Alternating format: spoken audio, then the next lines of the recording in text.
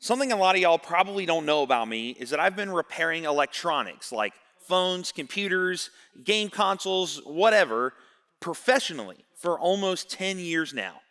I decided to pick it up shortly after my wife and I got married because at the time we had a cell phone plan with AT&T. We were paying $10 a month for insurance, which essentially means like if anything happened to the phone, like the screen broke or it stopped charging or whatever, we could send it in and get a replacement overnight. Sounds like a good deal, doesn't it? So naturally, my wife, Megan, broke her screen one day, and we decided to make good on our $10 a month investment that we had been paying in. Of course, when we went to actually return it, we were told it was going to be an additional $200 for the replacement. Absolutely not. I canceled our insurance literally on the spot. YouTubed how to change an iPhone 6 screen, ordered it offline, and did it myself. And since then, I've repaired hundreds of phones of all shapes and sizes. And as I've gotten better over the years, I've learned a lot, of course. I'll tell you a few now. The first thing I've learned is you got to take your time. Repair work, it's not a race. People can wait an hour for their screen replacement. They don't need it in 20 minutes, and it's better than trying to rush and messing it up. The second thing is don't assume you know what you're doing. Even if you have the tiniest bit of doubt, look it up. All phones are pretty similar these days, except they're not. So make sure you know what you're doing before you actually do it. There's no shame in Googling it again. And third thing, this might sound obvious, but I think it's a little less obvious than you might think, is to be careful. These things, they tout their durability all over the internet, but they're not as durable as you might think. I can't tell you how many times I've torn a tiny internal cable by pulling too hard, lost a screw because I tried to use my fat fingers to get it instead of tweezers, or even broken a brand new screen because I've pressed too hard. You see, almost every modern phone now is adhered to the metal piece that holds it in. It's like stuck with double-sided tape, really strong double-sided tape around the edge right here. So when you put a new screen on, you're supposed to apply pressure around all of the edges in order to make sure that the seal ends up being super tight. So these days, typically I use little devices that kind of look like this. What you do is you just take them, you screw them around. They're little clamps. You screw them around the edge here and they hold on, and they're supposed to apply that pressure. And I have 8 of these normally. So what I do is once it's done, I screw these on, and look, I just turned my phone on. Nice, because I hit the power button. But I screw these on, and it's okay. I screw these on to apply the pressure.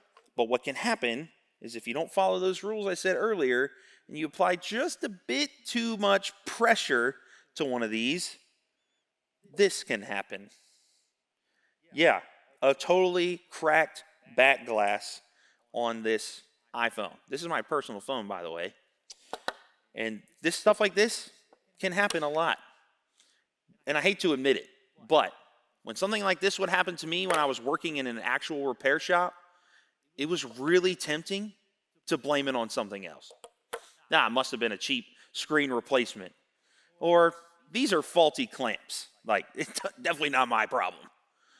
And sometimes, and I'm not kidding, I'd even want to just take it off, like discreetly put it in the return box, the defect box, and grab another one rather than admit I messed up.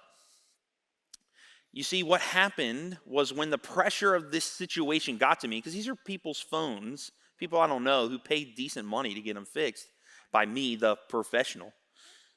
So when the pressure of the situation got to me, it had the potential to make my bad habits rise to the surface.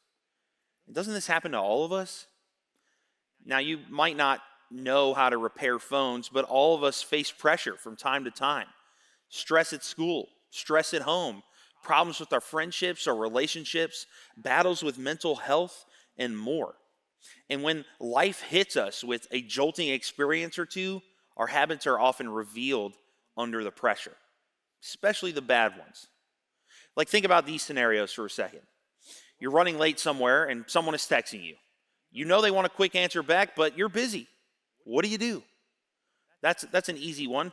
Imagine this. Imagine you're having a hard time. Do you actually ask someone for help, or do you spend your time alone? How about this? Something really painful just happened to you. Fill in the blank. A family member of yours asks how you're doing. Are you going to tell them? Last one, let's say a friend hurts you or says stuff behind your back one day, but sends a really nice text as if nothing happened the next day. What do you do? The truth is, high pressure situations can often make or break our relationships. But as we talk about a lot around here, healthy relationships are often critical to a fuller, closer relationship with Jesus because they encourage us, they spur us on, and help us see clearly when we can't. So, if pressure often reveals our habits, and we know we're going to face pressure situations with our friends, then what kind of habits can we develop now so that our relationships don't break when they're under the pressure? Let's find out.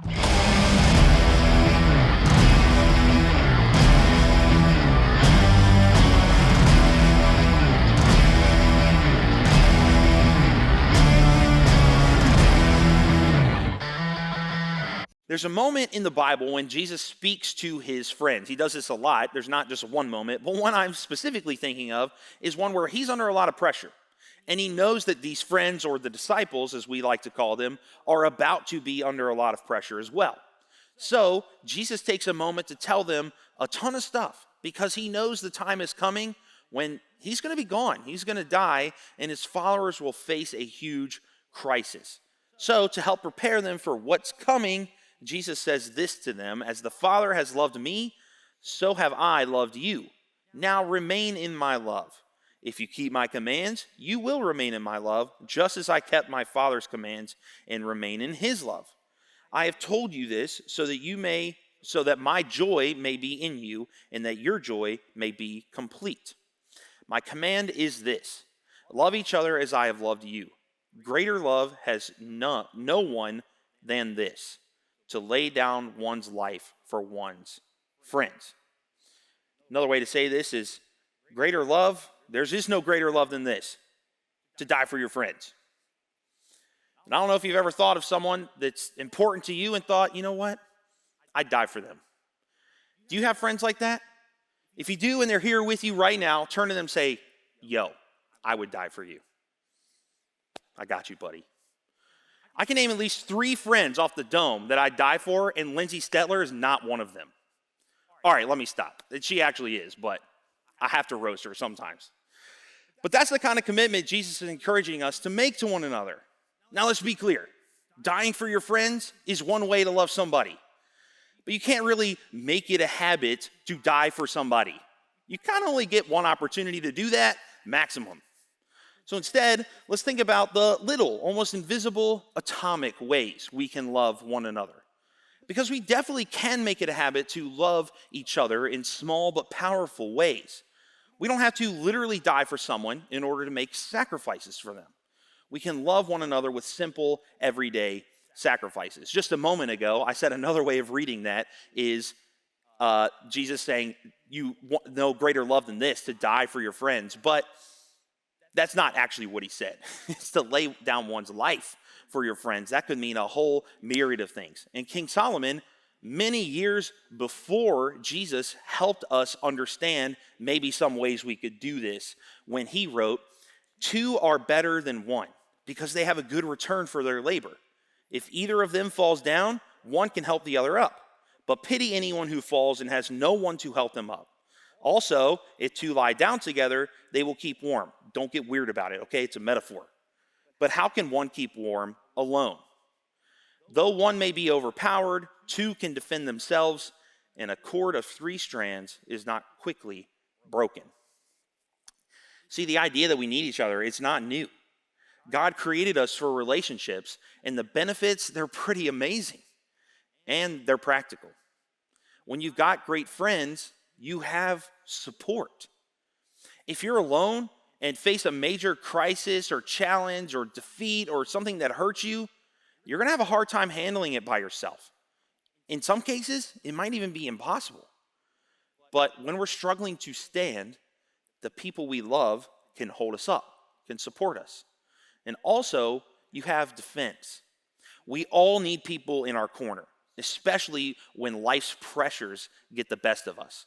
And our great friends are there for us. We need relationships to keep us safe and supported when our lives get difficult, because they will. But if we don't make investing in our relationships a habit, those relationships may not be there when we need them. And the relationships I'm talking about are more like your inner circle people, the people who will always answer your "I need someone to talk to" text, the people who have the biggest impact on your life and faith because how they invest in you. These people, maybe 3 to 5 people max. The Bible makes it clear we were created for relationships with God and with one another.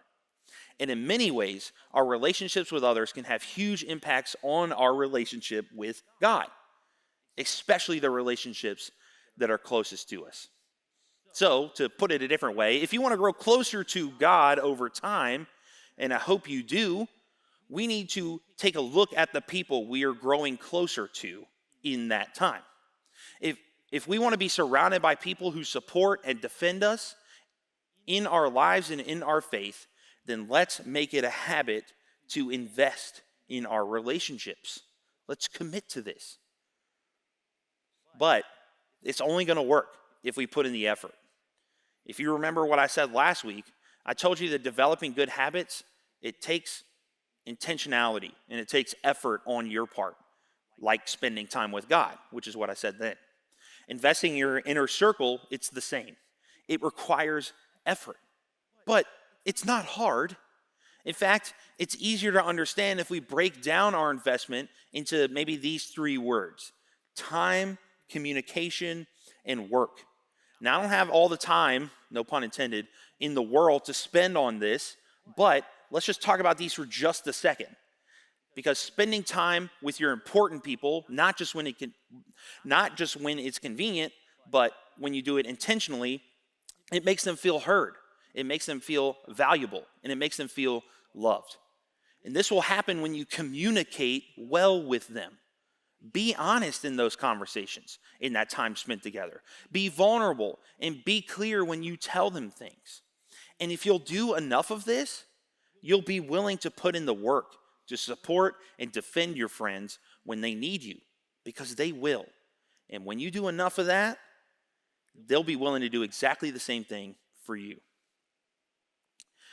Last week, we saw that when you spend time with God consistently over time, you can't help but be transformed. That's what God's Spirit does. So this week, let's think about this. What are some ways your relationships could be transformed if you invested in them more often? What kind of impact do you think you could make in someone's life when all your small investments begin to add up? Remember, laying down your life, as Jesus said, for someone, it doesn't have to be a big, grand gesture, although it can be. But small things are powerful too. What are some ways you could personally be transformed if you made it a habit to invest in others? Do you think you might become a little kinder, more selfless, more compassionate?